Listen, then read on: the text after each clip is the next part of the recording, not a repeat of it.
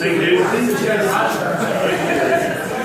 Those of you that don't know me, I'm Doug, Paddy's younger brother, and below me is Greg, and Greg can't be with us because he's away travelling, but he's with us in spirit, and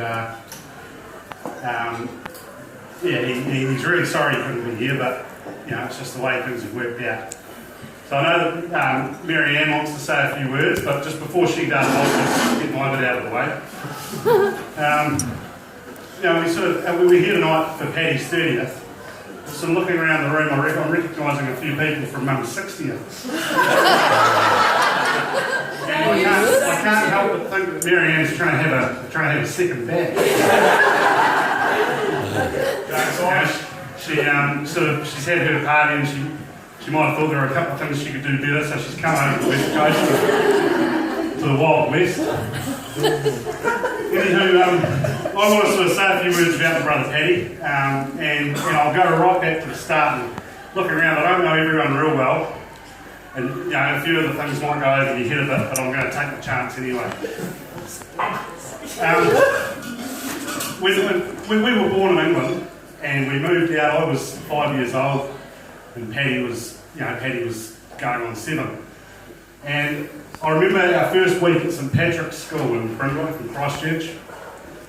And I don't know if you have got the invite, but there's a picture of Paddy wearing his St Martha's uniform, which was our school in London. And he, cap, blazer, tie, real sort of, full on. And we came to St Patrick's, and at lunchtime the kids used to take their shoes off and run around bare feet. And it was like being liberated. Feeling the grass between your toes. It was bloody great. And unfortunately for Paddy, he had a bit of an accident. And there was a nail on the grass. And he was running, and he got the nail on his foot, and it was tears, and it was not good. Oh, man. One of the teachers said to Paddy, when he was in a bit of a state, Patrick, where was the nail? And he said, it was on the grass. It is St Martin's accent, and obviously the kids thought this was a real laugh, and for the next sort of week, the nail was on the grass, and we were the laughing stock. And people say to Paddy and I, why haven't you guys got English accents? And we decided that week that we were going to change it.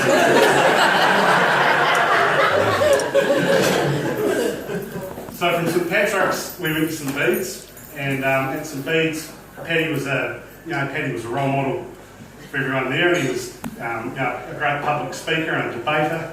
He won the senior prepared speech in the Bishop Lions, and was often captaining the senior debating team in the Press Cup.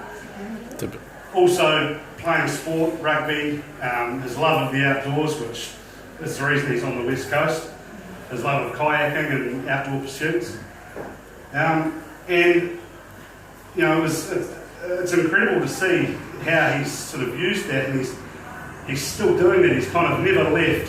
His love of teaching and his love of these experiences he's passing on to younger people now. And I'll tell you what, Paddy, I'd love to be a kid in your classroom. I reckon you'd do a real good job. And so it's good to have your colleagues here tonight, and to see the people that you work with. With regards to Paddy's university, I've just got to mention one other thing. Paddy was a prefect at St Bede's, and like I said, he was a role model, and he was a role model until about.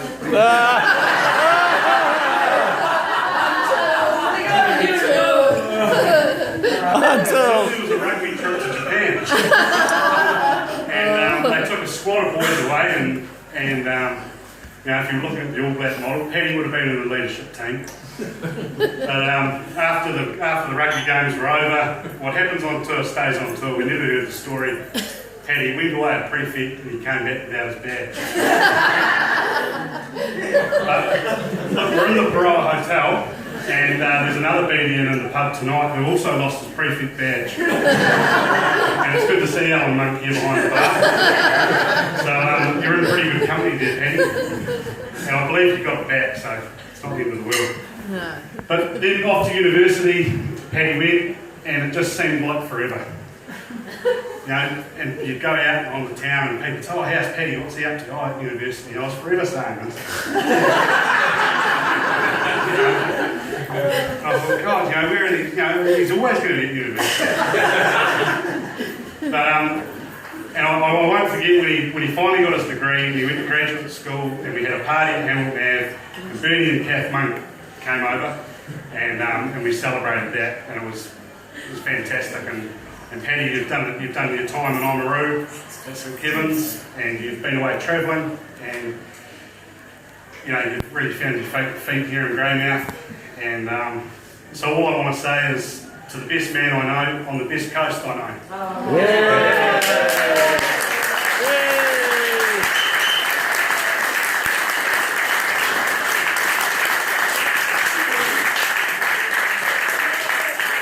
So we charge our glasses to Paddy. Paddy's here.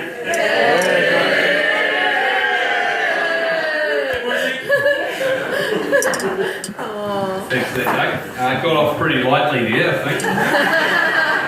And our family sort of speeches at the moment are a bit of a sore point because Marianne went to a wedding on Waiheke Island a couple of months ago. $200,000 wedding. Marianne tells the story, there were drones, there were all sorts, and apparently if the best man had have just kept to 3 urination stories and it would have been a really good speech. Instead he went to town and apparently the whole thing was a disaster.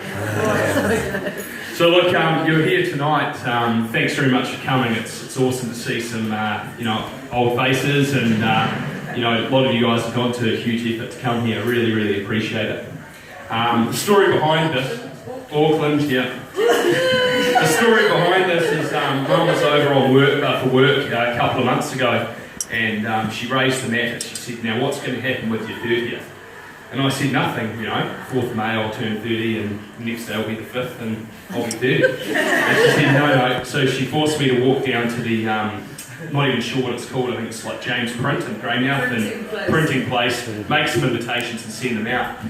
So, traditionally the Coils like to party and the brands just like unmitigated piss-ups. So that's why there's a party tonight. There's a weird irony in that as well, but anyway, look, thanks for coming. It's been great. Really enjoying, being over here on the coast, and it's fantastic that so many of you could come and, throw it down and have a good time. Greg's away, and it's a shame we can't be here, but everything's all good there. Don't really know what else to say, but Mary, do you want to have a say any words?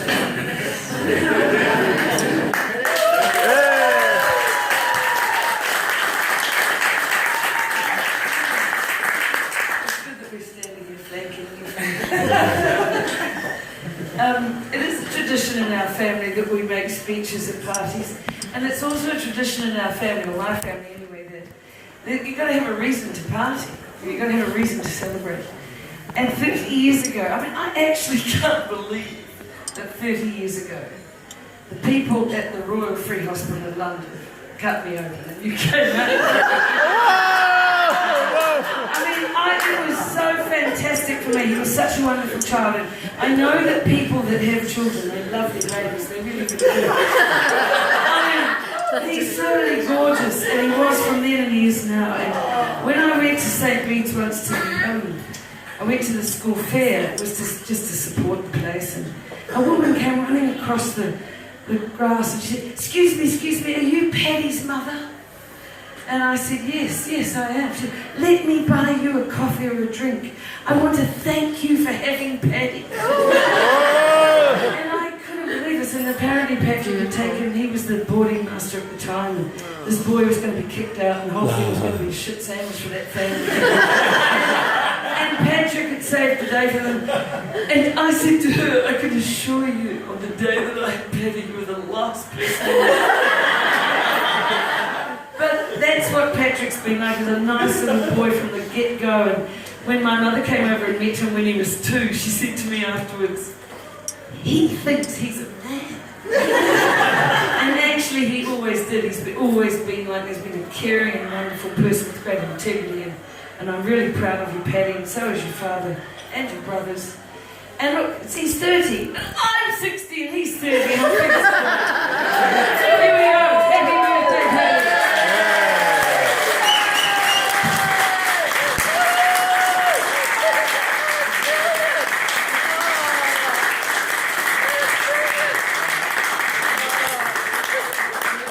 Probably an appropriate time is to deal with another formality. It's Mother's Day tomorrow. Oh, yes. So on the table over here, Doug, if you just want to get it, there's some flowers and we something there for Mary. So good on you. You're the largest party. Thanks very much.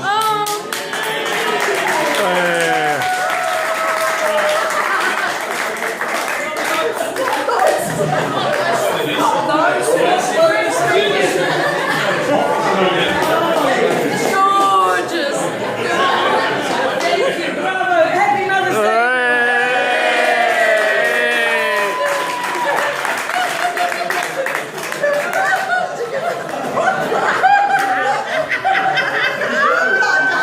What is it? No. It's not a pop fan. Hidden behind there.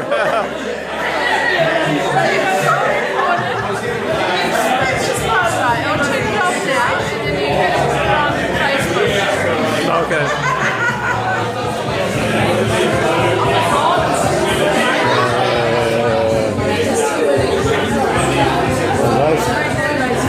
Is that the pop plant?